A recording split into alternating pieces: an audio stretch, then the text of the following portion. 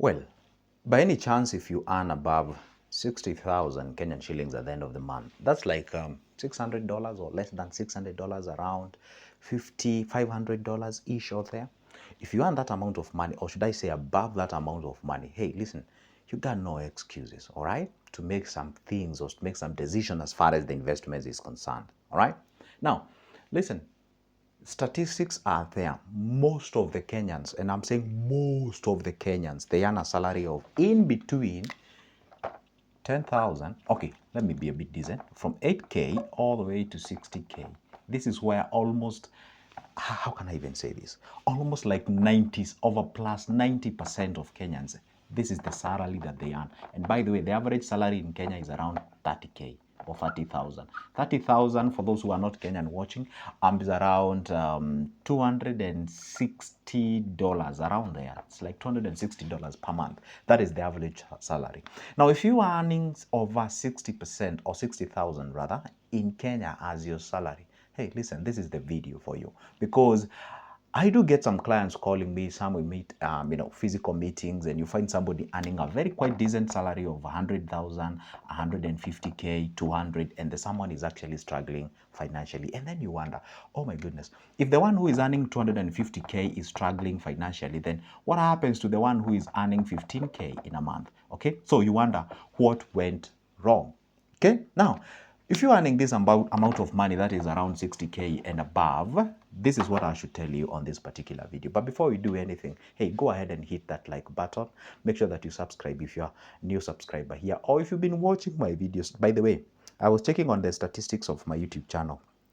I realized over 35% of you, you're watching my videos without subscribing. What does it mean? Like 4 people out of 10, they're just watching, they're quote unquote stealing my ideas and just running away without even saying thank you. Come on, go ahead. And I'm suspecting that might be you, watching there. Come on, go ahead and hit that subscription button. If you keep on coming again and again and again watching my video, it means that you're getting something out there. Go ahead and hit that subscription button. Thank you for doing that. Now, see, if you're earning this amount of money each and every month, or above 60K each and every month, truly speaking, you have the potential of becoming a millionaire. I won't lie to you. This is not a hyped video. This is not like a motivational video. This is a reality, and I'm going to show you step by step how you can actually be able to do that. And I know what you're about to ask me. Okay, you're telling us how to be a millionaire. Are you one? Something is coming up. I'm going to share a lot about my life, and you'll be shocked. Anyway, the thing is, how do you actually make yourself millionaire? How do you actually manage this amount of money and grow yourself to a point whereby you achieve the financial freedom, whatever that means to you, okay? Now, listen one thing. If you're earning 60 Gs, yeah, there was a time you were earning 15K. You are surviving. There was a time you were earning 20K. You are surviving 30, 40, 50. Now you are at 60. Probably you're watching this, you are at 70, 100, or whatever the amount it is, okay? Now, the question is this. What has actually been changing along the way? What has actually been changing along the way? Thank you. Now you know the answer. You have actually been upping. You up your spendings. Are we together? You up your spendings as the salary increases.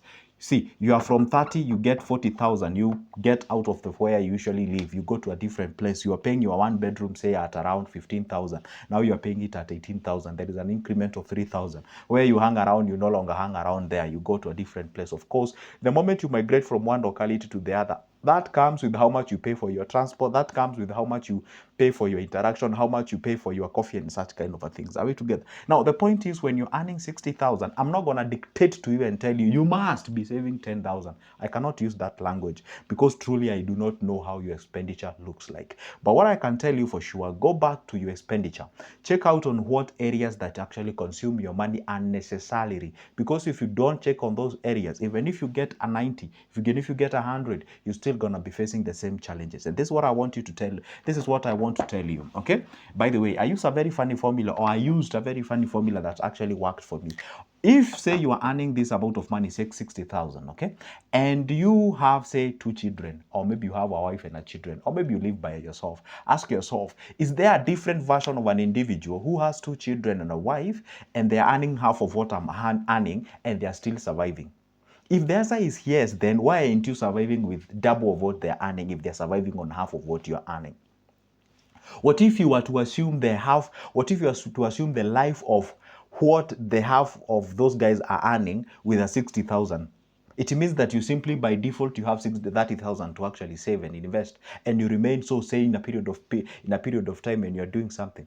So what you do when you're earning this amount of money, first meet all the fixed income of the fixed expenses. Okay, that is your rent, that is your utilities, that is your say subscription, necessary subscription that you have, maybe say internet. Are we together? Once you meet the fixed expenses which are necessary, also like groceries, doing the shopping and what have you, school fees, once you meet all those expenses, are we together? Then what you're supposed to focus on is the excess of that should be channeled towards what? Savings. But of course you have to remain or have to left to leave again something little for the sake of your entertainment, because for God's sake you are living, and I behave as if you're living. I always tell people anyway, there are some of the things that even if you were to save, and if you can't shake off some of everything. Okay, you need to buy clothing, you need time to go grab that coffee, or maybe go interact a little bit with your friends and what have you, but that should not to the detriment of affecting your finances. Are we together? For instance, let's say you have a quite of a decent budget of 50K in a month. Out of the entire 60,000, 50K goes all the way to say funding your expenditure. That is the the must have, the good to have, the nice to have, and what have you, and you're left with a clean 10K with as little as 10,000 only. This money is enough to create your wealth. Remember, there was a time I said if you can take as little as 5 Gs, every month, you can automate that savings. Don't rely on your willpower to save this money, because can you imagine this? If I tell you take this 5,000, put it in an investment such as an FIFIF or a money market fund, in a period of 10 years, you have yourself 1 million. If that a million means a lot to you, okay? But now the question is, it means that you have to be setting aside 5,000 each and every month. Can you rely on that? A year is made up of 12 months. 10 years is made up of 120 months. Can you imagine 120 times being disciplined, loyal, consistency, and you sacrifice setting aside that money manually? No, come on. This is where we call the automation. You see, the way they usually cut your, let me use the term cut, yeah? The way they pay your money in your landing account or your current account, and then the debt usually take that money automatically. So why don't you automate the savings? Let's say for NMMF, you automate it. The moment money lands in, 10,000 is gone towards that investment. 10,000 is gone. 10,000 is gone. You just automate that to a point whereby you reprogram yourselves like you usually earn 50,000. So you now budget yourself within the boundaries of 50,000. That way can help you to achieve that thing. But if you just want to run the things microscopically and manually taking this, putting there, taking this, you can actually along the way give up, and you may not meet that particular target. So what happens is this: if you can set as little as only 10K, that is slightly above the 10% of 60K is actually 6K. So when you're talking about the 10K, that's approximately like say 15%. So if you can only set aside 15% of the 60K, that is 10,000. And I'm using an example of 10K. If you're earning 100K, make sure that you set aside 15% at least, or 20%, or whichever the percentage that mirrors this equation that I'm using here. Now, if you set aside this amount of money in an investment, which is giving you approximately 12% return in an year, which is very much possible, and of course is giving you a compound interest, this amount of money in less than 7 years, you have yourself a million. If you have yourself a million, ain't you a millionaire now? We don't know that. And then of course magic happens the moment you, by the way, listen, let me tell you one secret. Do you know it's very hard to move from 10K, or should I say, do you know it's very hard to move from 0 shilling? I'm just put this pen aside. It's like it's discouraging me. Do you know it's very hard to move from here all the way to 100K than it is to move from 100K to a million? Do you know that? This one is harder. Are we together? This is harder. Are we together? Now, from here to here, it's actually a bit a bit easier compared to here. So the moment you hit your 100K, I always tell people, try as much as you can to save your 100K or invest your 100K. The moment you hit this particular target, some things becomes a little bit easier and easier as the time goes by. An opportunity can come up. You can actually take this money, invest it in an area whereby you're not speculating. It's an area where you've actually done your tests. So the point is, take this amount of money and focus it. If you earn above 60,000 in a month, you simply need less than 7 years. You need less than 7 years, and you're a millionaire. 7 years, and you are a millionaire. As simple as that. You need less than 7 years to be a millionaire if you earn above this amount of money. But now the problem is the kind of expenses that you have cannot allow you to do this because of the what we call the instant gratification.